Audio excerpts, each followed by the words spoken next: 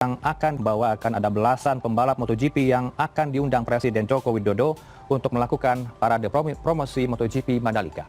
Mereka akan diundang ke Istana Kepresidenan Jakarta pada 16 Maret sebelum berlomba di sirkuit Mandalika mulai 18 hingga 20 Maret. Para pembalap tersebut diantaranya juara dunia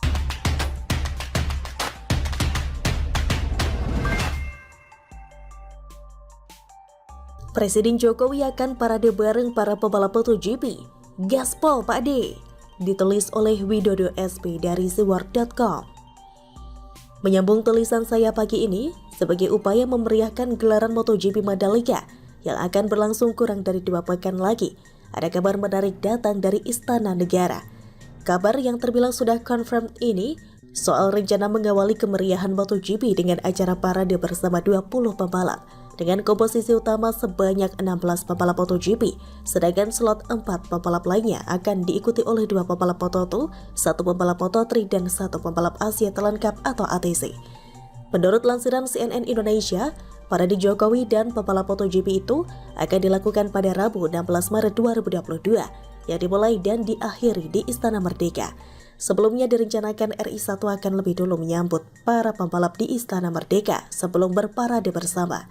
Berita ini pun kabarnya juga sudah dirilis oleh pihak MotoGP yang seolah mengaminkan rencana brilian ini dengan menyampaikan Presiden Jokowi akan menyambut para pembalap di istana, termasuk beberapa bintang olahraga terbesar serta beberapa pahlawan lokal. Presiden kemudian akan bergabung dengan parade dan berkendara bersama mereka.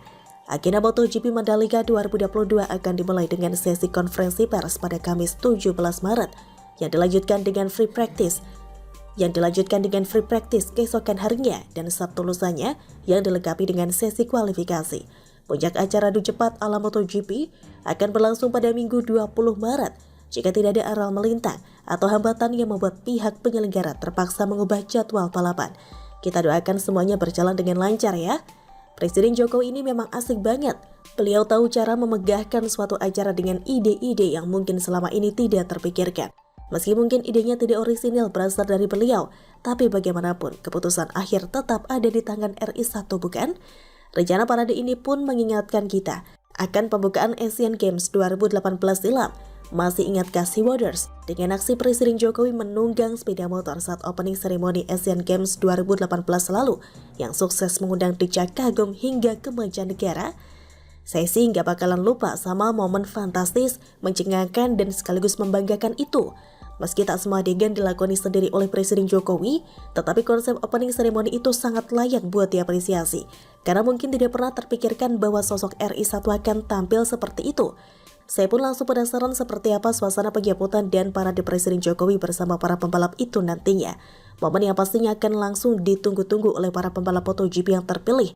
Momen yang akan semakin melambungkan nama Indonesia yang akan dianggap tahu banget menggelar MotoGP dengan langsung melibatkan orang nomor 1 di negeri ini buat memulai perhelatan akbar MotoGP yang sudah mendunia itu. Akhirnya guys, izinkan saya mengangkat jempol 2 buat Pak Jokowi dan seluruh pihak atas ide brilian acara parade ini. Bapak yang hebat ini memang paham betul caranya berpesta guna menyambut kembalinya pagelaran balap motor kelas dunia ke Indonesia yang sudah lama sekali kita nantikan momennya. Kita pun berharap semua cuaca juga mendukung, karena bagaimanapun acara yang berlangsung outdoor memang perlu dinaungi oleh cuaca yang baik. Gak perlu panas terik, tapi juga jangan sampai hujan. Menu sedikit masih bisalah diterima, iya kan? Dan seperti harapan kita bersama, kecuali pihak yang tidak senang dengan digelarnya MotoGP di Mandalika, semoga semua situasi aman terkendali dan semoga acara berlangsung sukses. Sejak dari penyambutan, parade hingga puncak acara balap motor, kita harapkan juga menghadirkan kejutan dari dalam sirkuit lewat aksi para pembalap utama MotoGP tentunya. Selamat menyiapkan diri para riders MotoGP.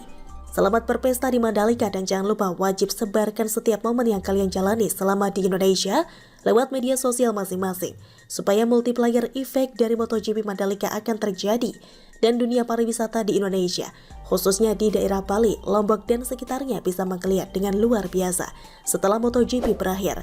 Gaspol, selamat berparade Pak Jokowi. Begitulah kura-kura. Bagaimana menurut Anda?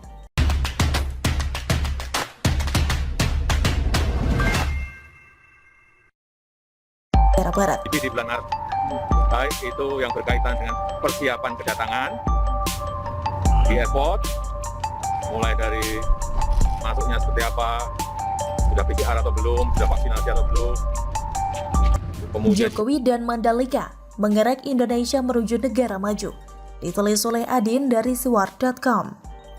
Di era pemerintahan Jokowi terjadi banyak hal yang membuat kagum bahkan mencengangkan.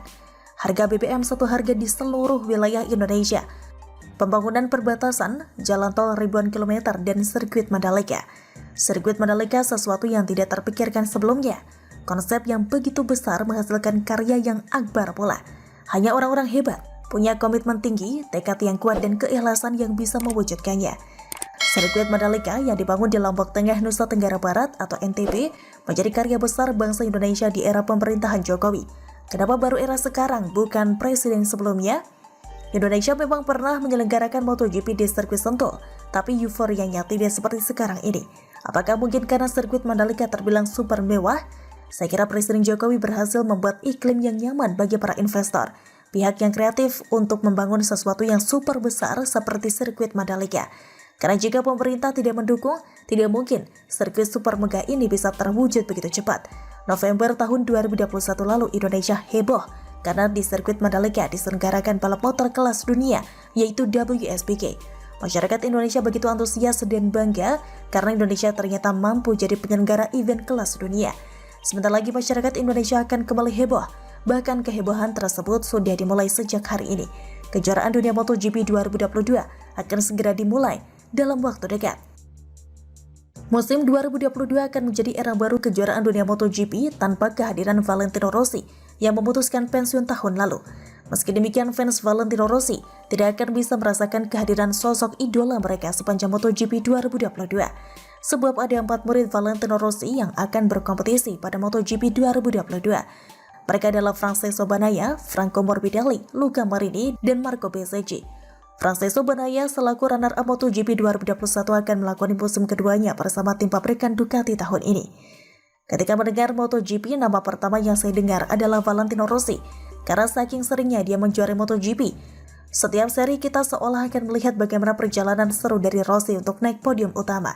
Seolah warga dunia sudah mengetahui bahwa yang akan jadi juara dunia MotoGP adalah Rossi di setiap tahunnya. Kini Rossi sudah tidak mengikuti balapan lagi, Rossi sudah memasuki masa pensiun. Sama seperti Bagnaia, Morbidelli yang merupakan rekan satu tim Valentino Rossi di Petronas Yamaha RT tahun lalu, juga akan menunggangi motor pabrikan musim ini. Franco Morbidelli musim ini akan menjadi rekan satu tim juara dunia MotoGP 2021 Fabio Quartararo di Monster Energy Yamaha.